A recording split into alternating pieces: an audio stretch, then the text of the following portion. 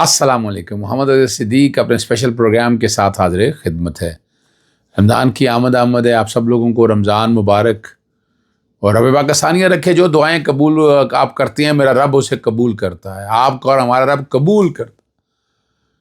یہ ہمتوں کا مہینہ ہے، آسانیوں کا مہینہ ہے اور سبق سیکھنے کا مہینہ ہے.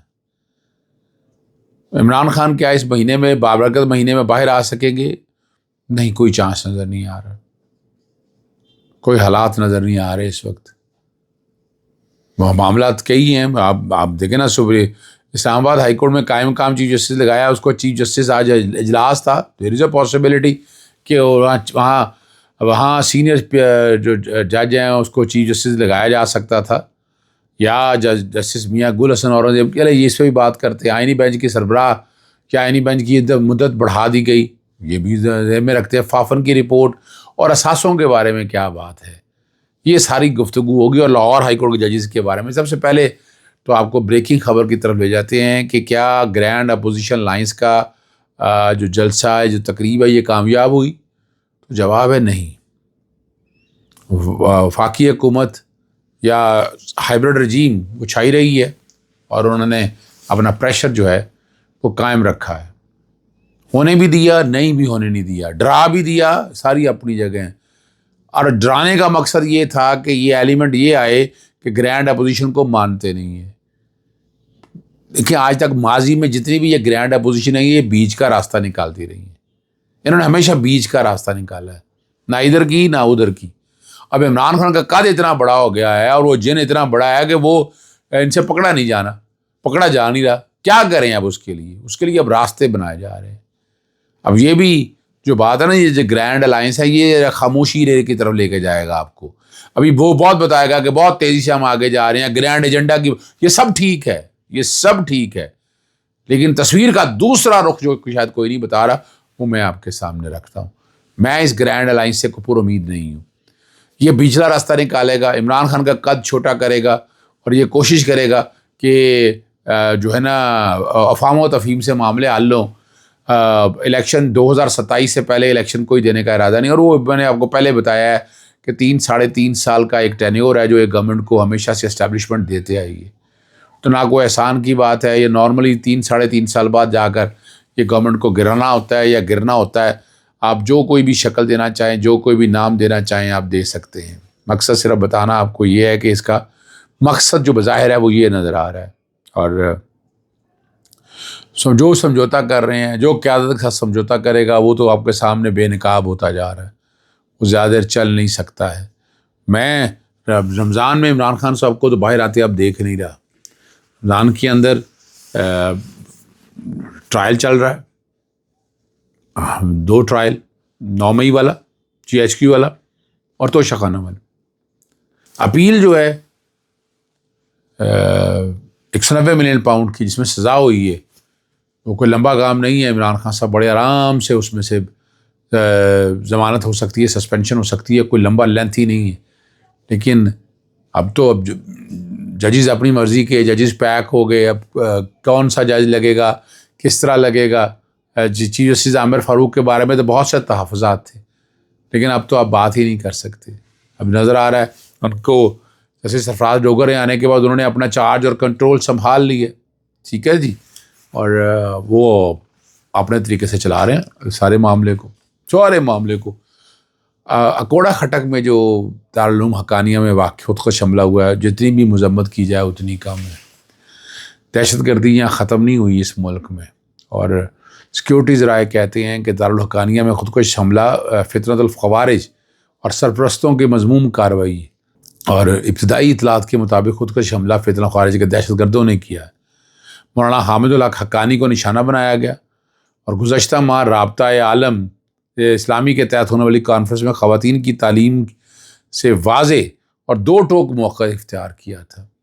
اچھا، میں یہ جو باتیں اب یہ جو آ رہی ہیں اس طرح کی، شاید میں ہم جیسے آدمی ماننے کے لیے تیار نہ ہو. اس دہشت گردی کو ختم کرنا ہے تو آپ کو لانا پڑے گا، نیشنل ایجنڈا لانا پڑے گا. آپ نے ایک بہت بڑی پالیسی بنائی تھی، بہت بڑا ایجنڈا بنایا تھا، نیشنل ایکشن پلان. اس پہ کہاں گیا عمل درآمد؟ کدھر ہے وہ نیشنل ایکشن پلان؟ ہم ڈھونڈتے ہی رہے ہیں، ہم دیکھ ہی رہے ہیں کہ وہ کدھر ہے، کسی کو کچھ نہیں پتہ کہ وہ کدھر ہے، کہاں سو گیا ہے، کہاں کھو گیا ہے، یہ دیکھنے کی باتیں ہیں۔ اکانومی آف پاکستان کی خبر کے مطابق لاہور کی زیر زمین ٹرین کی قیمت 2.5 ارب ڈالر، میں نہیں اتفاق کرتا، میٹرو اورنج ٹرین 3.5 ارب ڈالر کی بنی تھی، اور اگر یہ 2.7 یا 3 ارب ڈالر بھی لگا لیں تو 3 ارب ڈالر کو ذرا ملٹی پلائی کر لیں ڈالر کے ساتھ، ہونی سے 6 گنا زیادہ ہے۔ اور ریکوٹیک جو ہم بیچ رہے ہیں یہ پی آئی کے فروخت کے لیے کی بولی سے بھی 60 گنا زیادہ ہے۔ آئی ایم ایف کے جو قرض کی رقم سے کا تقریباً آدھا ہے۔ اتنا سرمایہ ایک محترمہ صرف اپنی تصویر لگانے کے لیے جھونک رہی ہیں، لگ یہی رہا ہے کہ تصویر لگ سکے، اور تصویر کے حوالے سے باتیں بتا دی کہ لوگ نہیں مانتے آپ کو۔ یہ ماروثی سیاست کس نے کہا ہے لوگ مانگنے؟ مرین صاحب کو سوچنا چاہیے، یہ اپنا کپڑے بدل کے روزانہ چہرے نئے آ کر اس سے نہیں مسئلے حل ہوں گے۔ ماروثی سیاست کیا ہے؟ نواز شریف سے شہباز شریف، شہباز شریف سے حمزہ شریف، حمزہ شریف سے مریم صفدر، یہ ماروثی سیاست ہے، لوگ نہیں ماننے والے۔ اس کی بجائے لوگوں کے دل جیتے۔ منصور علی خان نے ایک پروگرام کیا وہاں بچوں کی آواز سے آپ کو سمجھ آ جانا چاہیے کہ کیا ہے آپ کا ایجنڈا، آپ کو کتنا لوگ سمجھتے ہیں، آپ کو کتنا لوگ جاننا چاہتے ہیں۔ یہ بات تو بڑی واضح ہے نا۔ تو اس لیے اس طرح کے منصوبوں سے فرق کو نہیں پڑے گا۔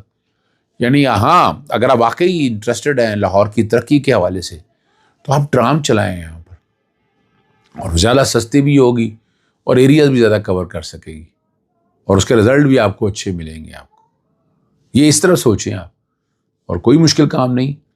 ایک سروے کرانا ہے، جائکا سے ہی کروا لیں جس نے پہلے یہ سروے سارا کیا ہوا تھا۔ سپریم کورٹ کے آئینی بینچز جو ہے نا 8 سے بڑھا کر 13 ججز کو کر دیا، اور یہ کہہ رہے ہیں کارکردگی کو کون سی کارکردگی ہے، ذرا ہم بھی سمجھنا چاہتے ہیں۔ چیف جسٹس عامر فاروق، جو جسٹس اسلام آباد ہائی کورٹ عامر فاروق صاحب تھے، ان کو بھی آئینی بینچ کا حصہ بنا دیا گیا۔ جوڈیشل کمیشن نے آج کے اجلاس میں جسٹس امین الدین کی نامزدگی پر 9-4، اب یہ سمجھ ہی آئے گا کتنے لوگ ہیں صرف ادھر، کتنے ہیں صرف ادھر 4، اور ادھر تعداد کتنی ہے 9، حکومتی وقت کی تعداد کتنی ہے 9، یعنی وہ 4 کون ہیں وہاں پر؟ جسٹس سعید منصور علی شاہ، جسٹس منیب اختر، علی ظفر اور بیرسٹر گوہر۔ تو باقی یعنی یہ صرف 4 لوگ ایسے ہیں، باقی ساری حکومت اور یہ سارا ایک طرف کھڑا ہوا ہے۔ اور اسی طرح جسٹس ہاشم کاکڑ بلوچستان سے، جسٹس عامر فاروق اسلام آباد سے، جسٹس شکیل احمد اور جسٹس اشتیاق ابراہیم خیبر پختونخوا سے، اور صلاح الدین پور، جتنے بھی سپریم کورٹ سے ججز یہ لائے گئے آئینی بینچ میں شامل کر دیا گیا۔ اب آئینی بینچ میں ججز کی تعداد 13 کر دی گئی۔ اب اس کا مقصد میں آپ کو پھر بتاتا چلوں، اس کا مقصد بڑا واضح ہے۔ کیا ہے 26ویں آئینی ترمیم اس کے پاس لگائی جائے کہ جناب یہ اب 13 ممبر بینچ ہو گیا ہوا ہے، یہ فل کورٹ ہے۔ آئینی بینچ جو ہے نا، یہ اب چونکہ 13 ممبر ہو گیا، یہی فل کورٹ ہے، بس یہی فل کورٹ چلے گا۔ یہ میں آپ کو خبر دے رہا ہوں، یہ میری انفارمیشن بھی ہے اور میرا اندازہ بھی ہے اس بات کے لیے۔ سندھ ہائی کورٹ میں آئینی بینچ میں جسٹس ریاست علی ساہر، نثار احمد بنور اور جسٹس صلاح الدین کو شامل کر لیا گیا ہے، اور سیشن جج لاہور ہائی کورٹ کے لیے 8 نام گئے تھے، تو سیشن جج غضنفر علی خان، تنویر احمد شیخ، ابر گل اور طارق محمود باجوہ کو لاہور ہائی کورٹ میں بطور ایڈیشنل جج جو ہے نا وہ تعینات کر دیا گیا ہے۔ ایک بات جو آپ نے پوچھی کہ وزیر اعظم شہباز شریف کے بیرون الملک پاکستان سے زیادہ اثاثے ہیں، وہ کیوں ہیں؟ بھئی ان کا کام ہی ہے، عمران خان کے کون سے اثاثے ہیں؟ اور عام انتخابات 2024 کی نامزدگی فارم نامنیشن پیپر میں اثاثوں اور واجبات کے گوشوارے سامنے آئے ہیں۔